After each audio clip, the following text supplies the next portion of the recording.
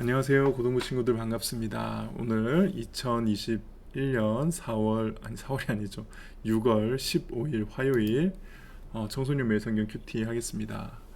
잠언 24장 1절에서 22절이고요. 높고 넓고 한결같은 지혜라는 주제를 가지고 큐티하도록 할게요. 악인들을 부러워하지 마라. 그들의 친구가 될 생각을 하지 마라. 악인들은 늘 범죄만 생각하고 그 입술은 문제 일으킬 궁리만 한다. 지혜로 인해 집이 세워지고 슬기를 통해 집이 견고해진다. 지식을 통하여 그 방에는 온갖 귀하고 아름다운 보물들이 채워진다. 지혜로운 사람이 힘센 자보다 낫고 지식이 있는 사람이 무사보다 낫다. 전략을 세우고 전쟁하라. 전략가들이 많아야 승리를 얻는다. 지혜는 미련한 자에게는 너무 높이 있어서 성문 앞 광장에서 할 말이 없다. 남을 해할 음모를 꾸미는 자는 음모자라고 불린다. 미련한 자는 범죄할 생각만 하고 거만한 자는 사람들에게 혐오의 대상이 된다. 어려움을 당하여 낙담하는 것은 너의 연약함을 드러내는 것이다. 억울하게 사형장으로 끌려가는 자를 건져주고 서형장으로 잡혀가는 자를 구해주어라. 내가 아무것도 알지 못했다 할지라도 마음을 재는 분이 그것을 알지 못하시랴. 내 인생을 인도하시는 분이 알지 못하시랴. 그분께서 각 사람이 행한 대로 갚으실 것이다. 내 아들아, 꿀은 몸에 좋으니 꿀을 먹어라. 꿀은 내 입에 달 것이다. 그리고 지혜가 내 영혼에 달다는 것을 알아라. 지혜를 찾으면 내 앞길이 열리고 내 소망이 꺾이지 않을 것이다. 악인처럼 의인의 집을 숨어서 엿보지 말고 그의 집을 망가뜨리지 마라. 의인은 7번 넘어져도 다시 일어나지만 악인은 재앙이 닥치면 망하고 만다. 내 원수가 넘어질 때 고소하게 여기지 마라. 그가 비틀거려도 기뻐하지 마라. 여호와께서 그것을 보시고 불쾌히 여기시어 그에게 진노를 거두실까 두렵다. 악인 때문에 불평하지 마라. 악인을 부러워하지 마라. 악인은 장래에 소망이 없다. 악인의 등불은 곧 꺼질 것이다. 내 아들아, 여호와를 경외하고 왕을 두려워하여라. 반역자들과 어울리지 마라.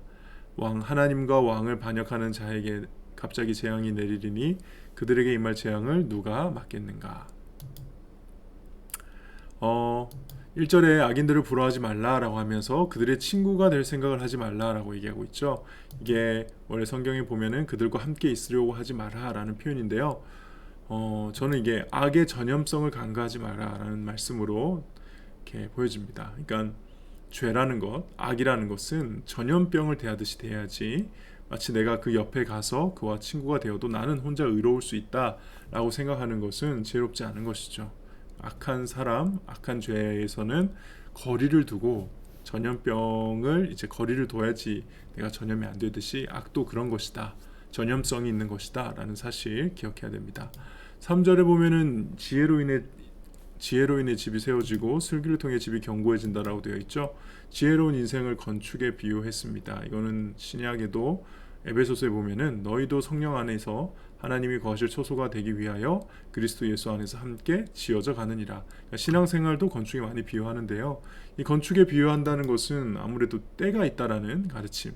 그러니까 건축은 어느 한 순간에 갑자기 되는 게 아니지 않습니까? 기초를 다져야 될 때가 있고 기둥을 세워야 될 때가 있고 벽과 창문, 지붕 이런 것도 해야 될 때가 있다라는 거죠. 그러니까 우리의 인생도 처음부터 모든 걸 다 할 수 있는 게 아니고 나중에 가장 아름다운 집으로 지어질 것을 바라보며 그 건축 설계도를 따라서 기초부터 다져야 될 때, 지금 아마 여러분들 때가 그때인 것 같아요.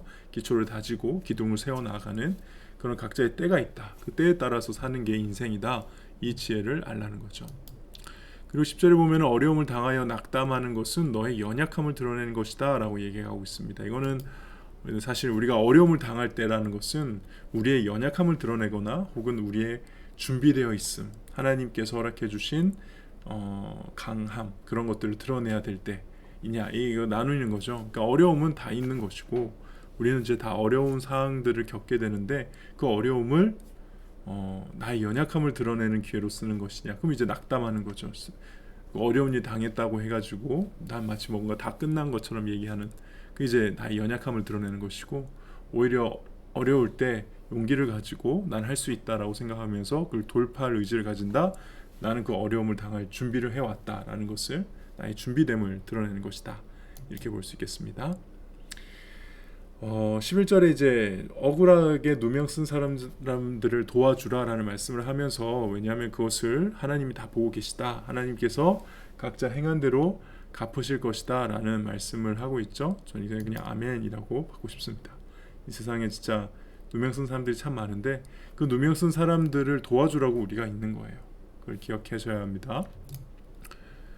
그리고 갑자기 생뚱맞게 꿀이 나오네요. 이 꿀은 지혜를 의미하는 것이고요. 꿀은 특징이 맛이죠. 강한 맛. 그러니까 지혜에도 맛이 있다라는 겁니다. 그냥 억지로 지혜를, 신앙생활이나 혹은 지혜를 구하는 게 아니에요. 그것을 얻었을 때 누리는 정말 그것만의 맛이 있거든요. 신앙생활도 마찬가지예요. 교회 억지로 다니는 거 아니거든요. 교회 다니는 게 재밌고 성경 읽는 게 진짜 신나고 이게 그 맛이 있는데, 이 맛을 아는 거는 제가 막 어떻게 만들어 드릴 수 있는 건 아니라서 여러분들이 정말 그 맛을 알기를 바래요.